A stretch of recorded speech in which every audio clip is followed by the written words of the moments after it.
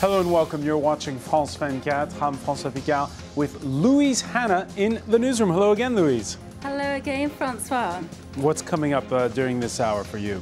Well, the UK government says it won't advise British women with the French PIP breast implants to have them removed.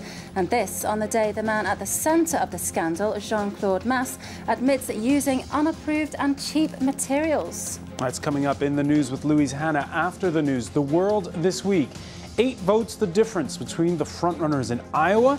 The world this week, where our Friday panel of journalists move on to New Hampshire, where Republicans just can't seem to get worked up over the frontrunner Mitt Romney. There's also a presidential election coming up in this country. We'll tell you why celebrating Joan of Arc's 600th birthday matters to an incumbent trying to court voters from the right and the far right. And another strong woman in the spotlight, the buzz and the controversy surrounding the opening of a film about Margaret Thatcher. That's all coming up in the world this week. That plus business with Marcus Carlson and much more. And of course, it all begins in the newsroom with Louise. Thank you, Francois. A suicide bombing in Syria kills up to 26 people in the capital, Damascus. Syria's Interior Ministry warns it will strike back with an iron fist. The UN launches an humanitarian mission to help the tens of thousands of South Sudanese displaced by the explosion of ethnic violence. And Italy's Prime Minister Mario Monti is in Paris for Eurozone debt talks with French President Nicolas Sarkozy and the French Prime Minister. Those are your latest headlines. Hello and welcome to France 24. I'm Louise Hanna. A suicide bombing in Syria's capital, Damascus, has killed up to 25 people and wounded dozens more. It hit the historic Meydan quarter in the heart of the city. There are also reports of another explosion in the Damascus suburb of Tal and of an oil pipeline being blown up between the central city of Hama and Idlib in the northwest. Another deadly blast in the Syrian capital. Footage broadcast by state television shows several damaged cars, shattered glass and pools of blood. The explosion ripped through a busy intersection in Damascus, hitting vehicles and damaging a nearby building.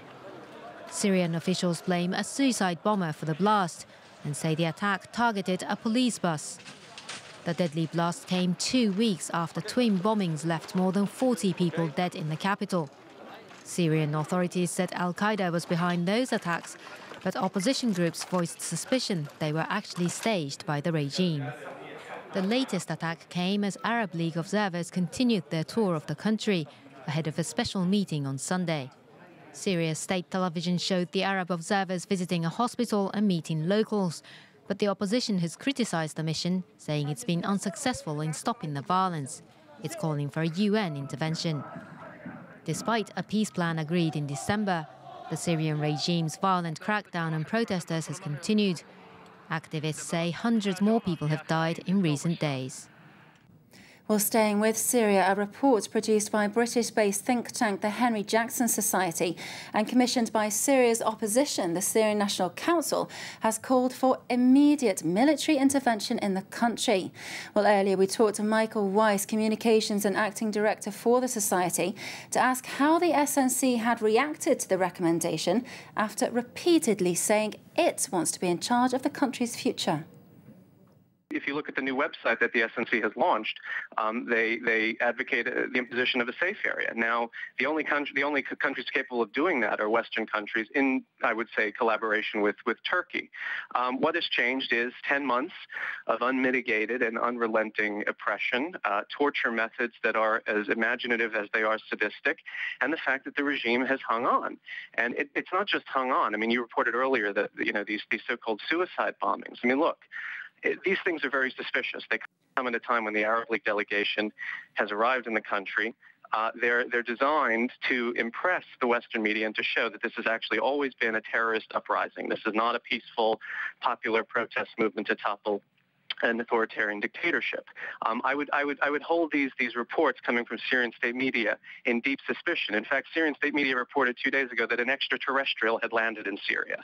I mean, this is what you get when you're dealing with a regime that is based on propaganda and lies. So the SNC is saying, quite rightly so, we're desperate. We're running out of time. I mean, over 6,000 people have been killed in this revolution.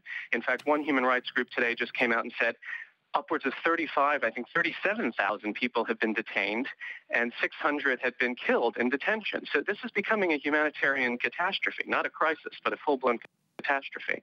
And Syria is approaching a level of failed statehood. And I think the SNC now realizes this. At least 17 people have been killed in a gun attack in northeast Nigeria this Friday. It happened in Mubi, near Nigeria's border with Cameroon. Nobody's yet claimed responsibility, but local police are pointing the finger at Islamist militant group Boko Haram. The UN has said it's launching a humanitarian operation to help an estimated 50,000 people hit by inter-ethnic conflict in South Sudan.